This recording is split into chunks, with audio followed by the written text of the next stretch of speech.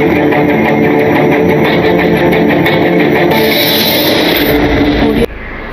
students, welcome to our academy. பார்த்தீங்கன்னா already part 1 video எல்லாருமே பார்த்துருப்பீங்க. ஓகேங்களா, நல்ல ரெஸ்பான்ஸ் இருந்தது. பார்த்தீங்கன்னா நம்மளுடைய நூல்களுக்காக தனியாக ஒரு வீடியோ போட்டிருந்தோம். எதுக்காக அப்படின்னா பழங்கால வரலாற்று நூல்கள் அப்படின்னு சொல்லிட்டு நம்ம போட்டிருந்தோம். அதில் வந்து முக்கியமானது கூட சொல்லியிருந்தோம். அஸ்வகோசர்ல இருந்து ஆரம்பிச்சு ஆரியபட்டியம், அப்புறம் பார்த்தீங்கன்னா சூத்திரகர், நிறைய பேருடைய நூல்கள் வந்து பார்த்துருந்தோம். ஒரு சில பேருக்கு வந்து கல்வெட்டுகளாக இருந்தது. ஓகே, இப்போ நம்ம பார்க்கறது பார்த்தீங்கன்னா இடைக்கால வரலாறு. இடைக்கால வரலாறுனா எப்போ ஸ்டார்ட் ஆகுது ஆக்சுவலா அப்படின்னு பார்த்துட்டீங்கன்னா, எப்போ வந்து முஸ்லிம்களுடைய படையெடுப்பு நிகழ்ந்ததோ அப்போதான் பார்த்துக்கிட்டிங்கன்னா நம்மளுடைய இடைக்கால வரலாறு ஸ்டார்ட் ஆகுது. முஸ்லிம்களுடைய படையெடுப்பு பார்த்தீங்கன்னா இவங்க வராங்க, அதாவது முகமது கோரி வராங்க. அப்புறம் பார்த்தீங்கன்னா அடுத்தடுத்து வரும்போது இந்தியாவில் முதலாக ஒரு சாம்ராஜ்யத்தை தோற்றுவிக்கிறது டெல்லி சுல்தான் தோற்றுவிக்கிறாங்க. இப்போ டெல்லி சுல்தான் தோற்றுவிக்கிறதுனால அந்த டைம்லையும் அடுத்த முகலாயர் டைம்லையும் விஜயநகர பேரரசு, மராத்தியர்கள் இவங்களுடைய காலங்களில் ஏற்றப்பட்ட நூல்களை மட்டும் தனியாக பார்க்க போகிறோம். ஓகேங்களா, கல்வெட்டு எதுவுமே இருக்காது, எல்லாமே நூல்கள் தான் இருக்கு. பார்க்கலாமா? ஆசிரியர் நூல்கள். ஓகே, இங்க வந்து பாத்தீங்கன்னா அமீர் குஸ்ரு ரொம்ப ரொம்ப முக்கியமான ஒரு நபர். இந்திய கிளி என்று சொல்லக்கூடிய ஒரு நபர் தான் அமீர் குஸ்ரு. ஓகே, அவருடைய முழு நேம் பார்த்து எல்லாருமே அமீர் குஸ்ரு தான் சொல்லுவாங்க. நான் முழு நேம் அமீர் குஸ்ரு தேலாவி அப்படின்னு சொல்றாங்க. ஓகேங்களா, அவர் எழுதிய நூல்களை பத்தி நிறைய இருக்குது. அதுல பாத்தீங்கன்னா நூசிஃபர், ஓகே நூசிஃபர், அப்புறம் பாத்தீங்கன்னா மீப்தான் உல் பதோ, அடுத்து லைலா மஜ்னு. என்ன சார் ஹீரோயின் பேர் தான் சொல்றீங்க அப்படின்னா, இதுவெல்லாம் புக்கு. ஓகே, அந்த டைம்ல ஓகே லைலா மஜ்னு, அடுத்து தாரிக் ஐ அலாயி. ஓகே, அலாயி நிறைய புக்கு இந்த மாதிரி தான் வரும். தாரிக் ஐ இந்த மாதிரி ஹைஃபன் வச்சு வரும். கொஞ்சம் கஷ்டமா தான் இருக்கும் படிக்கணும், வேற வழி கிடையாது. படிச்சாதான் ஜாப் சொல்லியாச்சு. ஓகேவா? அப்போ அமீர் குஸ்ருடைய முக்கியமான ஒரு புக்குனா நூசிஃபர். அது ரொம்ப ரொம்ப முக்கியமானது. 9 வானங்கள் சொல்லிட்டு தமிழ டிரான்ஸ்லேட் பண்ணுவாங்க. இதுதான் தன்னை ஒரு இந்தியன் அப்படின்னு சொல்லிட்டு அமீர் குஸ்ரு வந்து மென்ஷன் பண்ணியிருப்பாங்க. நூசிஃபர், அப்புறம் மிபாப் தான் உல் புதோ, லைலா மஜ்னு, தாரிக் ஐ அலாய். ஓகே, அடுத்து சியாவுதீன் பரானி.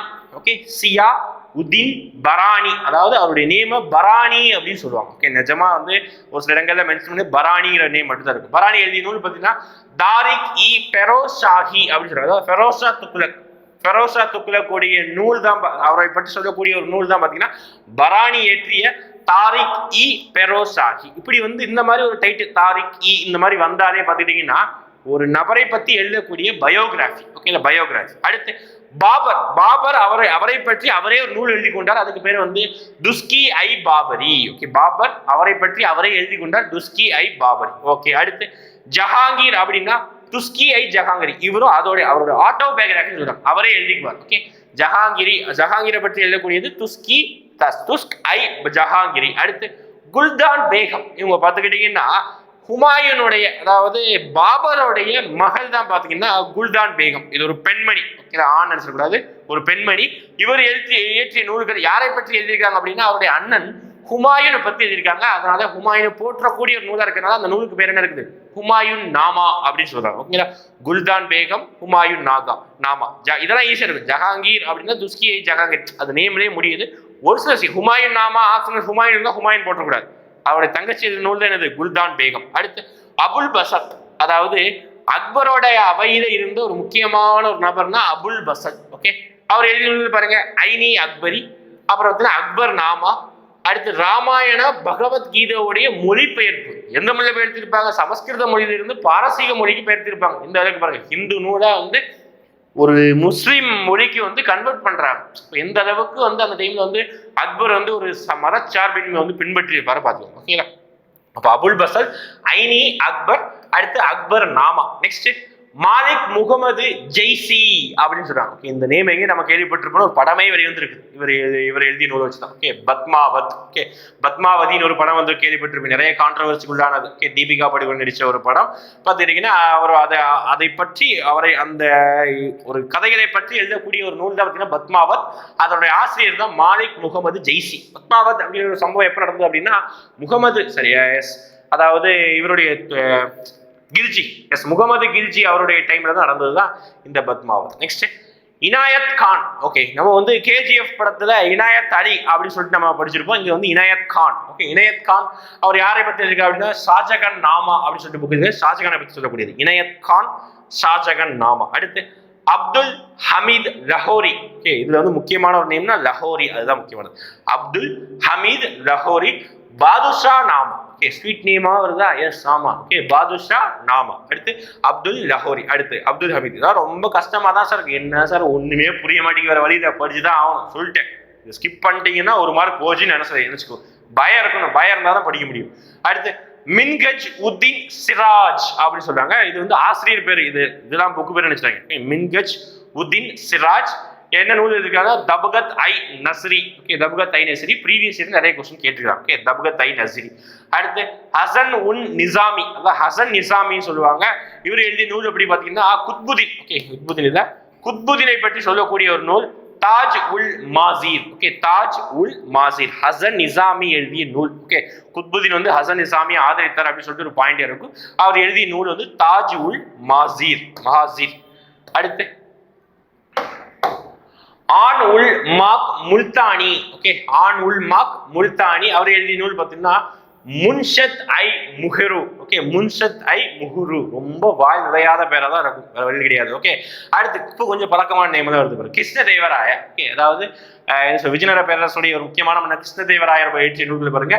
அமுக்த மல்யுத்தா தெலுங்கு மொழியில் இருக்கக்கூடியது. ஓகே அடுத்து ஜாம்பாவதி கல்யாணம் சமஸ்கிருத மொழியில் ஏற்றியது. ஓகே கிருஷ்ணதேவராயர் ஏற்றிய நூல்கள் ரெண்டு, ஒன்று அமுக்த மல்யுத்தா தெலுங்கு மொழியிலும் ஜாம்பாவதி கல்யாணம் சமஸ்கிருத மொழியிலும். அடுத்து பாருங்க மிர்சா முகமது காசிம். ஓகே மிர்சா முகமது காசிம் எழுதிய நூல் வந்து ஆலம்கீர் நாமா. ஆலம்கீர் நாமா இவங்க பார்த்தீங்கன்னா லேட்டர் முகல் சொல்லுவாங்க. ஓகே ஆலம்கீர் நாமா அவங்கள பத்தி எழுதக்கூடியது.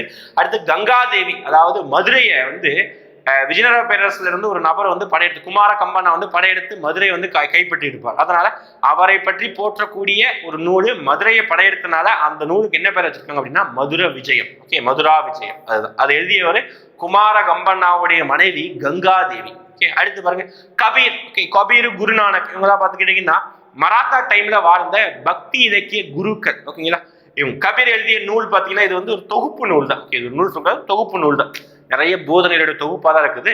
கிரந்த வழி பைஜக். ஓகே கிரந்த வழி பைஜக். ஓகே இந்த வழி வரக்கூடாது, சரி இங்க வந்து கமா.